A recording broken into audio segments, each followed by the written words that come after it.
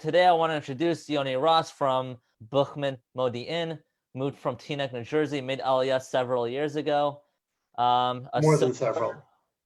Great sofer, my mentor in Safras. And so with that being said, Yoni, why don't you tell us about yourself and your Aliyah journey?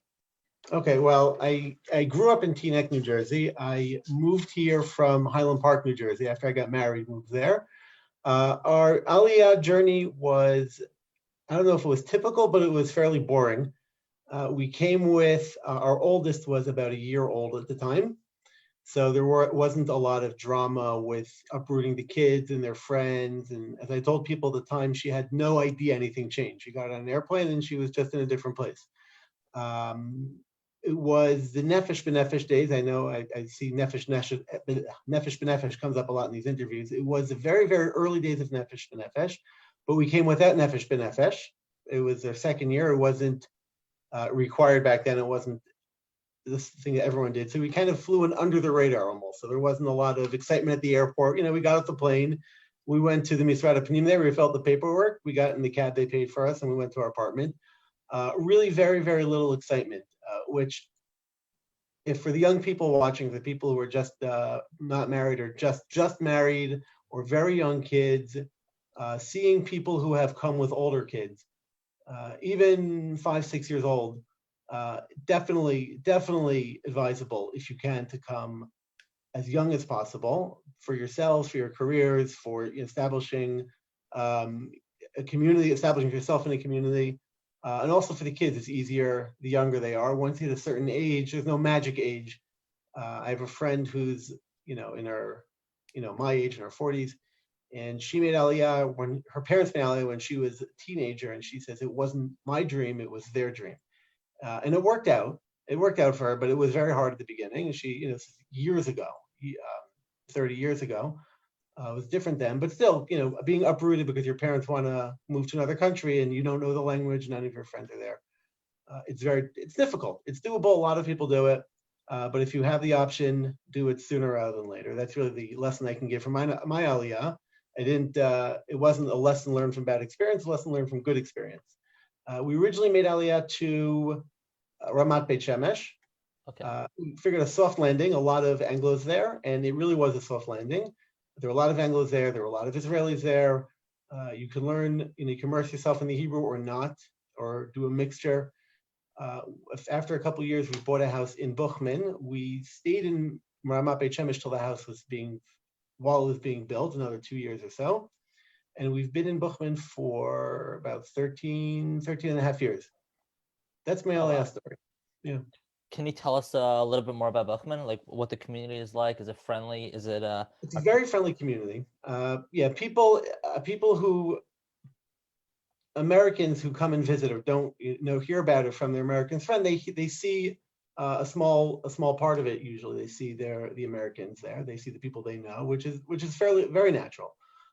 But it's a very mixed community. It's not by any extent. It's not all religious. Even the Anglo community here is not all religious, which is something coming from a community like Teaneck or like Highland Park, where you're part of a religious community, and the people you see making Aliyah are all religious Jews, or what you would consider religious Jews. And you come to a place like Buchman, and you see there are a lot of religious Jews who came for religious Zionist reasons. A lot of non-religious American Jews who make Aliyah for other reasons, and there are people who are religious, but I would consider them not. One might consider them not so strong. You see a whole range of people, and it's a very nice mix. And not nobody, but you don't have strong groups of the religious and non-religious and more right wing and the more left wing. You have people who are more right wing and more left wing and more religious and less religious, but it doesn't turn into camps. Doesn't turn into sub communities who are working independently of each other. And then you also have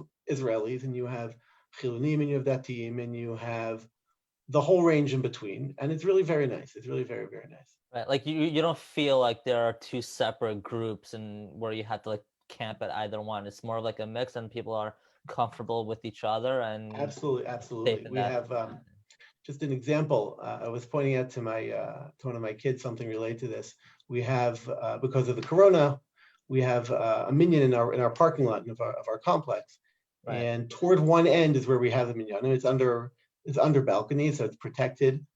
And it's mostly religious people there. At the very edge of it, one of the last houses is a family who's not religious, and they don't have a problem with us being there. On Shabbos we're davening, they drive in, they park, and no one's uncomfortable. Once during the week we're waiting for doing mincha. The guy comes out of his house and he stands there while we're talking, and then he says, "Oh, you have a minyan? Okay, I can go now." And we weren't even asking him. And it's the kind of thing I'd tell my son that in America, non-religious Jews wouldn't think that automatically. You would ask them, and you might have to explain to them. You wouldn't have someone who's not religious even thinking, they might need me as a tenth for a minyan, so I'll stick around to see if they need help. So it's really, he's someone who could be very, very upset that there's a minyan going on, certainly every Shabbos during the week. Also, right outside, and it's very disruptive. He could be, but he's very, very not just accommodating, but he's willing to help even without being asked. And I think that's more the rule than the exception. The exception obviously gets a lot more attention. People point out, "Oh, look at that person's upset." But I think the rule is that people are really more than just accepting. They're happy to help, even quote unquote the other. Right. It's like the culture modian, basically. It's a culture modian. I think it's a culture in a lot of places in Israel. Great. So just going back a little bit, so you mentioned like it was easy for kids to adjust to the language because obviously most of your kids were born there, and your oldest kid moved when she was 1. But what about you? Did you adjust to the language barrier? Did you somehow? How long did it take you to learn Hebrew? I learned it very quickly. When I was in Israel for the year studying back when I was post high school, I was in Israeli yeshiva with an American program, and the shiurim were given in Hebrew. Certainly the morning shiurim, American speed Hebrew, but Hebrew. So I picked up the Hebrew that way. Mm-hmm. At some point, I got good. I can talk to people, and Israelis are. I think anyone, if you're in a foreign country and you try to speak the language, you make an effort. They're willing to meet you more than halfway. And Israelis like to learn English. I think most people want to be able to speak English. So if you try, you get it. I also did Ulpan, and that helped a lot. But I picked it up, and people tell me, "Oh, your English Hebrew is so good." I say, "Yeah, I only say the things that I know how to say. You don't hear all the things that I don't know how to say." But you don't have to get by. You work you go to work here, and at the beginning it might be harder, but you pick up the professional lingo you need to know. I'm not a professional sofer. I I'm a patent attorney. So I picked up the language of patents in Hebrew. And you don't know how to say a word. You say, how do you say this? And most of the time the person will help you if they know the word. Or most of the time the person will know the word and they can help you. It hasn't really been a barrier. Right. So just to switch gears a little bit, how did you? Was it easy to find a job in Israel with your degree? You got your degree in America, right? Yeah, I have an engineering degree. You have an engineering degree. Oh wow, you have an engineering degree. And how did you end up becoming a patent lawyer in Israel? Well, I'm not a lawyer. Patent attorney is a tricky term. In America, patent attorney is a lawyer. Most of the rest of the world, they're not. The way I got into patents, I came to Israel, and I wasn't looking for a job.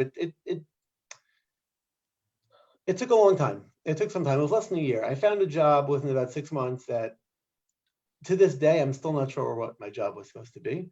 I didn't like. It was not a good fit. It was a friend of a friend who.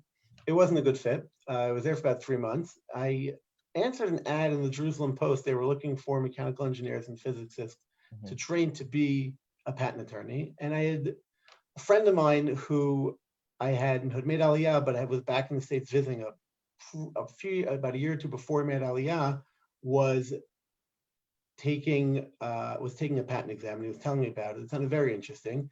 Right before I was making Aliyah was not a good time to jump ships in terms of careers, right. But right after was a great time. So I went on the interview. I got the job. That's a whole amusing story in and of itself that my boss at the time still loves telling. It's a great story, but for another time. Okay, maybe we'll have you. Maybe we'll have it again. Maybe. And I started doing that. I've been doing it since for 16 years. I've been a patent attorney in Israel. I'm also licensed in America. I've been working in Israeli firms. Oh wow, that's cool. Yeah, that's cool. So what advice would you give someone now who may be concerned about making Aliyah because of their job situation? Okay. I think concern is good, but concern shouldn't be a reason not to do it. A concern should be, I think, a roadmap of what you need to take care of before you make Aliyah. You find out what the job options are, what skills are transferable, what licenses are transferable. If you work in a field where, for example, I'm just thinking of someone I know, his field requires security clearances. He can't get a job here because he doesn't have enough, I don't know, connections or whatever. He doesn't have a level of security here, and he can't work remotely because security, that level of security stuff, you have to physically be in America. So if you have that kind of field, you have to really lay the groundwork a lot more than other fields. If you're an accountant, can you be an American accountant from Israel? How hard is it to convert or get an Israeli accounting license? Can you start the process before you make Aliyah? Housing, bank accounts, money, financial situation. Find out what needs to be done. There are Facebook groups. Get on, ask questions to see what questions people are asking. Get your concerns. See which concerns are addressed. Ask a question, and the answers might not directly answer your question, but they're going to point you in the right direction. And there's so much information out there. Even when I made Aliyah, there was a lot of information. That was before everything was on the internet. Only half the things in the world were on the internet. Get ahead of the game. Find out what you're going to need. Find housing, jobs, language. Can you start taking Ulpan before you move to Israel? I think my Hebrew is very good. If I was offered free Ulpan, and I had time, I would take it. You can never speak the local language well enough, I think. Right. And I mean, I was lucky. I was lucky. There was before you were born practically. There was in the early 2000s there was a .com bubble, and I was working in a company that sold a lot of software to phone companies, and they laid out about half the company, and at some point I was one of those people. So that was about 6 months before I was planning on making Aliyah anyway. So I had unemployment, and I had all this time to sit down and actually plan, get in touch with companies, see what fields there were, make contacts, communities, find out all these things. People might not have that luxury, but do as much as you can ahead of time. That's really what it is. Concerns are good because they show you what needs to be addressed. If you don't have any concerns and you haven't started planning, then chances are you're overlooking a lot of things. Right. Essentially, just to summarize what you're saying, like in terms of looking for a job, just before you make Aliyah, you have to have a roadmap. Just plan out your next moves on what skills I have, and that I can utilize in Israel, and see if there are any jobs in Israel that will match those skills. Right. Exactly. Some jobs translate exactly. If you are a programmer in the network programmer, there's network programming here. You're not going to get a job. It's unlikely. Let me put this another way. Don't be discouraged if you can't get a firm job commitment before you make Aliyah. It happens. It's not common, and it's more common that people say, well, when you get here, we'll talk. Because a lot of people say they're making Aliyah, or at least the perception is. A lot of people say they're going to make Aliyah, so employers are not going to make any commitments until the person's actually here and ready to start working. But make the connections, or see what skills there are, or talk to people in your field. For sure, go to, see if there's anything that you can do that's exactly the same as you're doing in the States. Sometimes there isn't. Sometimes there is. Usually there is, but sometimes there isn't. And if there isn't, see what you can do or see what people who are in your field that made Aliyah, what did they do? But do it ahead of time, and see if you can keep your job and make Aliyah, even if it's for 6 months or a year. The salary is much better from America, and even having an additional salary or higher salary even for the first year, if it's ending and you save that extra money, it's a good cushion to come with. Right. And it makes transition that much easier. That's actually very good advice. It's funny. The next question I was gonna ask is, what advice would you give everyone who's watching who might be in the same shoes? But I think that kind of answers that question, right? Unless you have a different piece of advice. I don't think I quite got the question. What do you mean? The question was, what advice would you give anyone who's watching now who might be in your shoes making Aliyah? What do you mean in my shoes? When you first made Aliyah, First made Aliyah. Meaning when you first made Aliyah, looking back, what could you have done differently that you could share to our viewers? I think what I did when I made Aliyah, I did everything. I felt very confident. I'd spoken to a lot of people. I'd been here a few months before for Pesach with my wife's family, and I'd made a lot of contacts. I had a bunch of interviews. I walked in the door with a lot of great prospects, exactly 0 of which panned out. People were very friendly. Don't get discouraged is really what it is. Just keep pushing and keep trying. You're going to get, just like looking for a job anywhere, you're going to have a lot of no's. And that's certainly true when you're a new immigrant, that people aren't sure how long you're staying. I don't know what people think of new immigrants.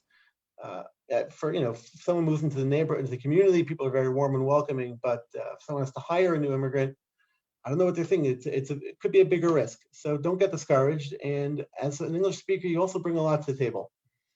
So you don't be discouraged. There's a lot of reasons to not be discouraged. Right. All right. I think that pretty much covers everything. Thank you very much, Yoni. I know we're on our 20-minute mark. Thanks for having me on the show. Anytime. It's a great show, right? Great show. Amazing show. Awesome.